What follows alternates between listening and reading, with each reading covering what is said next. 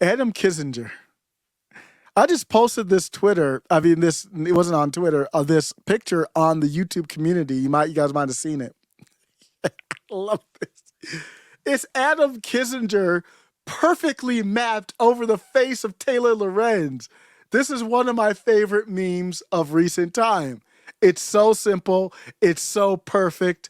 It's so beautiful. And I just posted it on YouTube, and I'm just going to set this here. No comment. It was my Kyrie moment. No comment, no judgment. And the comments, y'all cheered me up with the comments. I'm for real. Filthy Animal 874 said, we need more psychiatrists in this modern upside down world. Damon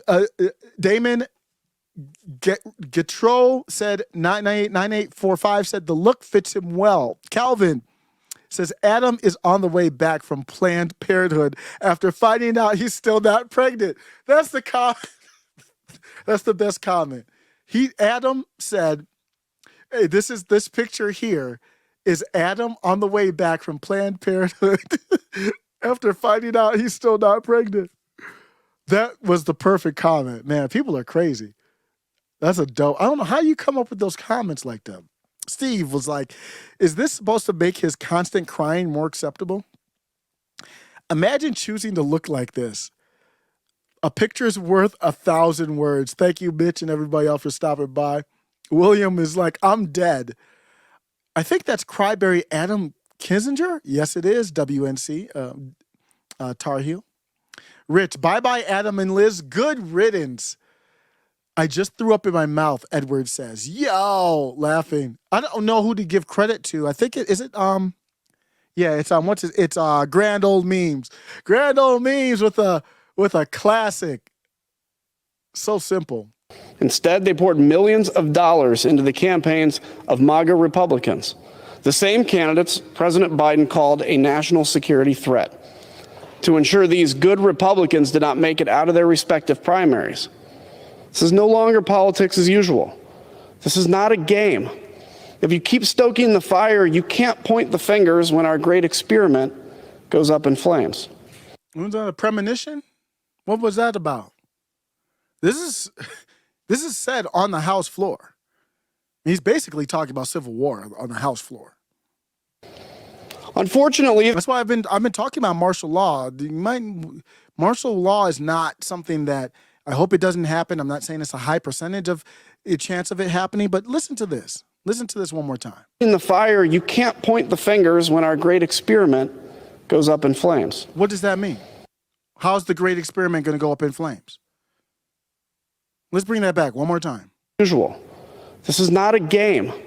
He's being dead serious here. Let's bring that back one more time. He said, this is not a game. This is no longer politics as usual. It's no longer politics as usual. This is not a game. It's not a game. If you keep stoking the fire, you can't point the fingers when our great experiment goes up in flames. So he said, right before that, he talked about MAGA. Do you know something that we don't, Adam? Into the campaigns of MAGA Republicans. So he's talking about MAGA. What is MAGA? I say MAGA. Who says MAGA? All right, who cares? But millions of dollars into the campaigns. Okay, let's bring this back. Leadership had the opportunity to stand above the fray. Instead, they poured millions of dollars into the campaigns. They barely put any money into the MAGA candidates. Of MAGA Republicans, the same candidates President Biden called a national security threat. So he's backing President Biden on the national security threat of MAGA Republicans. So if I'm open, I'm out in the open. If I use my real name on social media, like Jordan Peterson wants you to, and I say, well, no beef to you, Adam, or anybody who supports Adam, but I like MAGA Republicans. What do you think that looks like for you? Job opportunities, societal, social consequences. For these are the normal people that the mainstream corporate media defines as normal. He calls the MAGA Republicans, basically calling them traitors to the country right here. What if you support them? Then you're a traitor as well. Dollars into the campaigns of MAGA Republicans, The same candidates President Biden called a national security threat. To ensure these So if the candidates are a national security threat and you support those candidates, then obviously you are a national security threat in their eyes. good Republicans did not make it out of their respective primaries. This is no Good Republicans. There were Democrat PACs that helped the MAGA Republicans get out of their primaries on purpose. He knows that. longer politics as usual. This is not a game. If you keep stoking the fire, you can't point the finger. So when he says if you keep stoking the fire, he's talking about MAGA Republicans and obviously the people that support them. So he's saying, you listening here, if you keep stoking the fire, what happens, Adam? If you keep stoking the fire, you can't point the fingers when our great experiment goes up in flames. So he's saying, you watching this, you keep stoking the flames and the fires. That's why I've got to go to YouTube. You keep stoking the flame and the fires. You can't complain when the great experiment goes up in flames. What does that mean? That means martial law. That means civil war. That's what that means. What else would it mean? Going up in flames. Unfortunately, and then he has to compose himself after he says that. Great experiment goes up in flames. Unfortunately, there are too few Republicans and Democrats that have the spines to stand up and put country over party. This is not how our founding fathers intended for our democracy to function because, Mr. Speaker, our democracy is not functioning. When one party's megaphone echoes calls for a civil war and the other tacitly and in some cases openly supports it, then we are clearly nobody has supported a civil war. I've talked about peaceful divorce, obviously not a civil war. You don't, if you're going towards civil war, you don't need to do anything. That's where we're heading. I'm trying to avert the path we're on right now. And there is no politician that has called for that. So he's the one that's calling for it. Lost, Mr. Speaker. Much like the Titanic on its maiden voyage, if Republicans and Democrats don't urgently course correct, I fear we will hit the iceberg right in front of us. Mm-hmm. Okay. Well, this is the perfect response to it. My response is a waste of time. Our all-time favorite Tucker Carlson just absolutely annihilated this dude. We'd like to take a moment to say goodbye to one of our all-time favorite members of Congress, Mr. Adam Kinzinger of Kankakee, Illinois, ladies and gentlemen. Kinzinger was first elected to the House 12 years ago. And for the bulk of his time in office, he served utterly without distinction in virtual anonymity. A few of his constituents had heard of him. Damn, was it 12 years? I'd never heard of him in my life until 2020-ish. Wow. So he has risen in prominence. I will say that. I don't think he can get a job on TV, though, unless he comes out as gay or, I don't know, something. He has to add some type of level of intersectionality. But none expressed interest in learning more. Then, in 2018, came the transformation. That was the year that Adam Kinzinger turned 40, and things began to change inside of him. The first signs were subtle but unmistakable. Choking up at a car insurance commercial, opening an Instagram account and posting pictures of himself, wearing spandex bike shorts to Starbucks without shame, and sometimes with a fanny pack. By 2021, Kinzinger had a full-blown case of male menopause with all the familiar painful symptoms: mood swings, hot flashes, food cravings, uncontrollable weeping. A lesser man would have retreated from public life, chosen new pronouns, and transitioned in private. But Adam Kinzinger chose another path. He chose to be a role model. He wanted other middle-aged men to know there is life after hormonal imbalance. Oh my God. And so on July 27th, 2021, Adam Kinzinger bravely came out of the closet as a weepy man. You may remember the moment. I never expected today to be quite as emotional for me as it has been. But you guys won. You guys helped.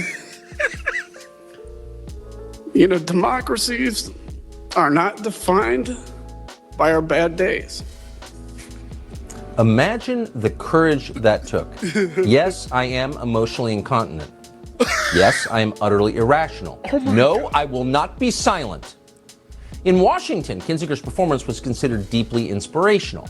Here's a man who has no control of himself at all, so we'd better put him in charge of important things.